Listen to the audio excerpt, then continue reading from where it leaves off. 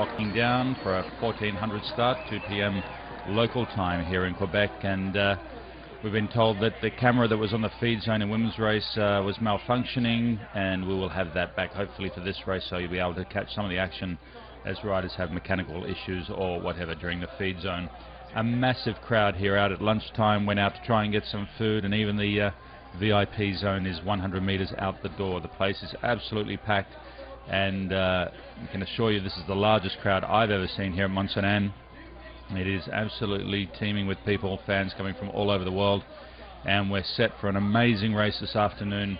All of the top contenders are here and ready to roll. We have Nino Schurter carrying the plate number 1 as the reigning world champion from Canberra 2009. The number 1 rider in the world on UCI ranking, Julien Absalon, defaults to number 2 number plate here with the world champion carrying number 1. Yaroslav Kulhavy, winner in Wyndham last week, is here with plate number 3.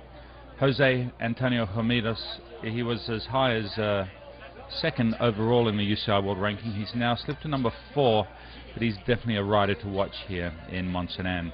5th, the reigning under 23 world champion until yesterday, that was Barry Stander from South Africa. Florian Vogel, plate number 6, who's been finishing the second half of the season very, very strong. Christoph Sauser had an amazing ride in Wyndham, and he's now with plate number 7, a podium ride there in the US. Ruben Razafa, teammate of Julien Absalon, is carrying plate number 8, and it's the Spanish rider for the Abea team. Plate number 9, Lucas Flukiger, brother of Matthias, under 23 world champion from yesterday, out of Switzerland. And number 10 is Marco Fontana from Italy, riding for Cannondale, and of course for the Italian team here in blue this week. So you'll get used to the national kit, the red and white of Switzerland, very easy to spot. They dominate the top 10 with 4 riders. The 5th rider is just a little bit further down, and that's Fabien Guillet from number plate 15. But 4 Swiss riders in the top 10, Schurter and Vogel, Sauser and Flukiger. They're the 4 main Swiss riders to watch.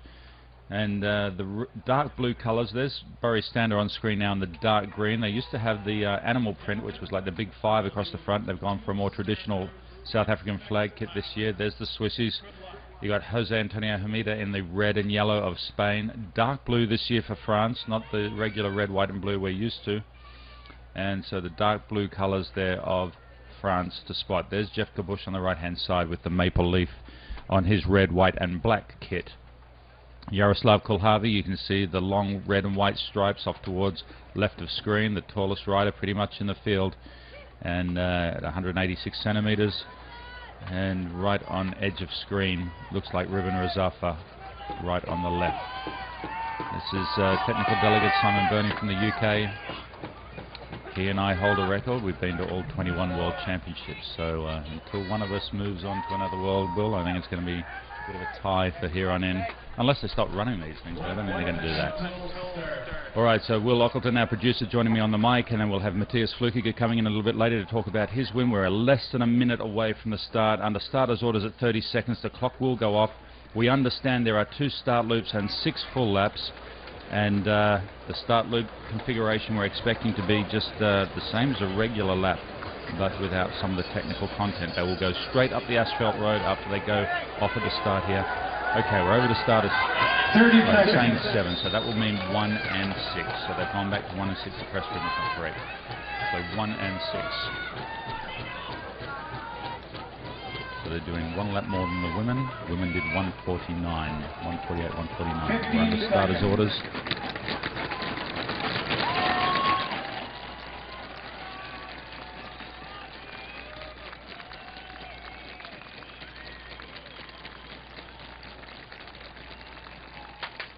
And we're underway. A lot of tension and nerves. The start is all important for these guys.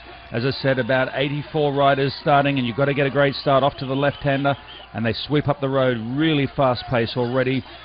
Really, really important to get up to the front at this start loop, and you'll see the Swiss colours there on the left. It looks like Swissies are up in the 3 of them, the top 4 actually look like Swiss colours. And we'll pan across now as they take the road across towards what is known as Baghdad Highway. They've got to get across there, and that's when they'll hit their first real technical section, which is La Beatrice. and we expect a bit of a traffic jam there. Now, is that the dark colours of Barry Stander in front, or is it Julian Absalon? Try and pick that up for you on the long shot, but it does look like Barry Stander to me, his riding position, but I might be wrong. Steady field of riders, obviously no under 23 riders in here, so this is all 24 years and over. If you turn 24, you are in this category this year. If you turn 23 this year, you're in this category. So under 23 means 22 and under from year of birth. So a little bit of a traffic jam just up over that little grassy section, just as it undulates in front of the crowd here.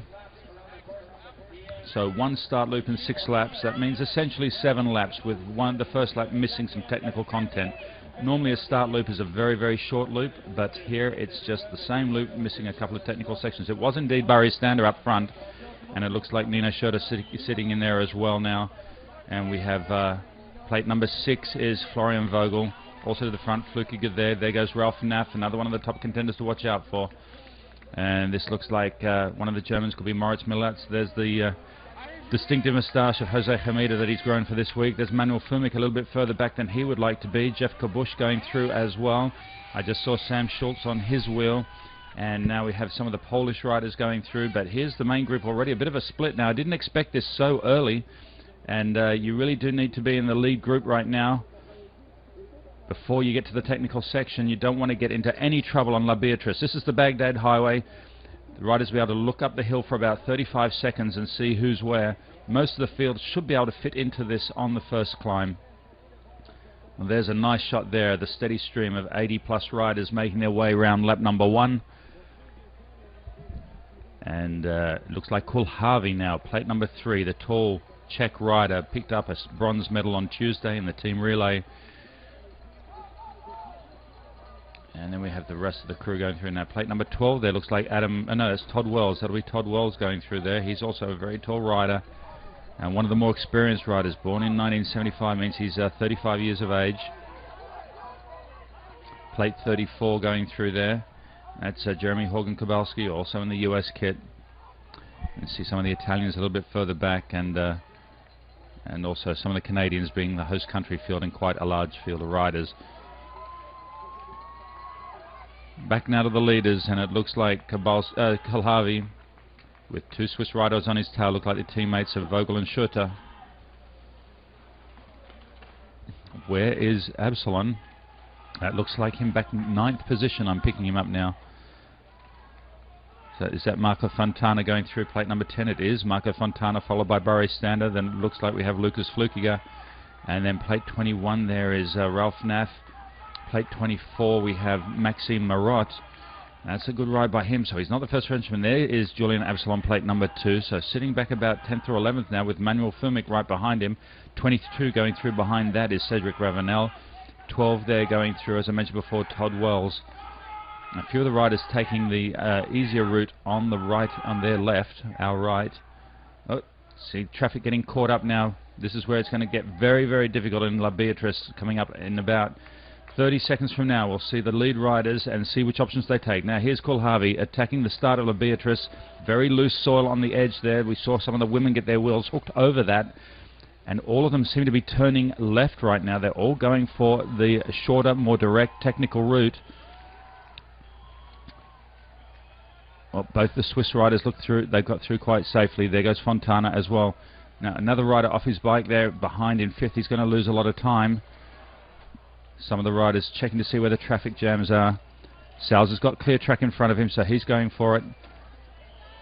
Well, that looks like it might have been Lucas Flukiger who came off his bike on that descent, which is unusual. He is one of the better descenders. Well, here we see the riders slipping on these very, very treacherous rocks. The shoes have no grip at all. They've got the specialized cleat, polished bottom, and they are going to slip on those rocks. And we saw our world champion in the women's race, Maja Waszowska, nearly coming to grief there. The approach is actually a lot more difficult than it used to be because of the weather, and we saw many women crash there in their race. Well, different line options being taken there by different riders. Kulhavi now leading with Schurter on his tail. These are the top 2 riders of the second half of this season, and they're finding themselves at the front of the field. Now this is where Flukiger came into trouble, slips on his foot and goes down on his hip, and that would hurt.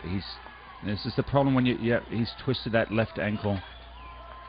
and then tried to get out of the way. He's got hit by another rider coming through. Hopefully he hasn't hurt his ankle there, but that is the risk you take when you go on foot down that section. Alright, so there's plate number 6. This is Florian Vogel sitting in, I think, 3rd position now, with Barry Stander in 4th. And the 5th rider there looks like it will be Ralph Naff, because Flukiger has lost his footing and has lost a lot of positions, and try and pick up where he is, but that will definitely unsettle a rider on the first lap. He is still there. You can see the white walls of the tyres going through there. Plate number 9, carrying mud on his leg. He's got Manuel Fumik right behind him. Todd Wells next. Our next rider up should be one of the Spanish riders. That's plate number 40. It looks like Ivan Alvarez making a move on Wells, but he won't have anything of that. He's trying to fight back to the next hairpin.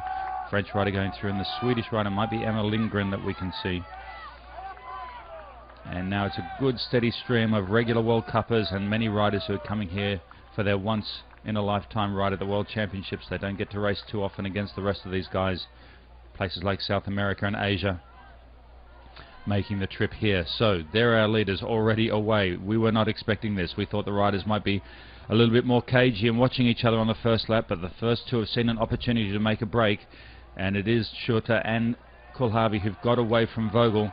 But Vogel's having a quick look over his right shoulder to see where 4th place is. He's riding in no man's land right now. A bit of a 5-second gap to the leaders.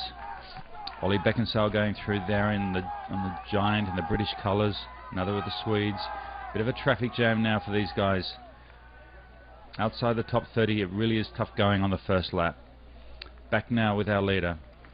That's Vogel. With leaders have already gone through La Germaine. This is the La Germaine section, the descent. We've had some questions in, Martin, regarding the team tactics during a race like this, because obviously now you're racing for your country rather than your trade team. How do you think, as a team, will there be any tactics at play, especially considering Absalon obviously is behind several Swiss riders? Yeah, I think in a situation like this, the Scott-Swiss power team are in a good position because they have riders who are on the same nation and same team, and we saw them working over Julian Absalon in Canberra last year, and they're doing it not only for their country but for their trade team. It is a little bit tricky because most of the year these guys are having their salaries paid by a trade team. They don't get paid by the federation so much, so if it really came down to push and shove, they might be a little bit more lenient towards helping a teammate than a trade teammate than a national teammate. It is kind of tricky, but in this sort of situation I think you'll find that the French riders will have a strategy. They would have worked with their French coach, Yvon Vaucher, about what they're going to do in this race, and they'll work as a unit. But every once in a while there is a scenario that does create a bit of a tricky picture for the trade team riders versus national riders. But they don't go out in any real format with some sort of tactic plan. They have to take the race as it comes. They read it from lap 1 and make up their tactics as they go. They have to deal with the hand they're dealt. It's like when you kick off in a game of pool, you have to deal with the balls you dealt with. You don't really sort of go out there and say, I'm going to do this by the 2nd or 3rd shot. And it's the same in this race. They just see what they have to deal with, and now this is not what they would have expected. They would not have expected these two to get away, so any race plan they would have had about being in a lead group of 10 or so, well, that's out the window and they have to readjust. So we can see now they're working up towards I see what they've done here. They've actually done 2 smaller loops. So they've cut out the far section, Will. So when they said there was going to be 2 start loops and then 6 laps, it's actually a remodified start loop that they do 2 halves of. So it's a little bit tricky to start here. It's actually to keep them away from the far section of the course over near the Perdrix drop, and bring them back up through Baghdad to try and split them up a bit. I think that's what they've done here. So they'll actually go down La Beatrice 8 times. Right. So that's what we're seeing now. This is the second half of the start loop, if you can follow me on that one. So they're doing 2 climbs up here, but they're going to climb up here 8 times, and that is with the aim of trying to spread them out a little bit more. So Kohlhavi and Schurter have, looks like Barry Stander now in 3rd place, moving up to 3rd and making his presence felt. He co-commentated last year as the under-23 world champion, and was keen to get out there and mix it up at the next Worlds, and he looks like he's doing that now. Up over that little rocky section goes Barry Stander with, looks like Ralph Naff in the green helmet behind the Merida colours. So I'm not sure what's happened to Vogel there. Vogel was in third, unless he's just a little bit behind in this group. See if we can pick up the Swiss colours. Otherwise, we may have a right. There he is. He's dropped a long way back, and I'm trying to look at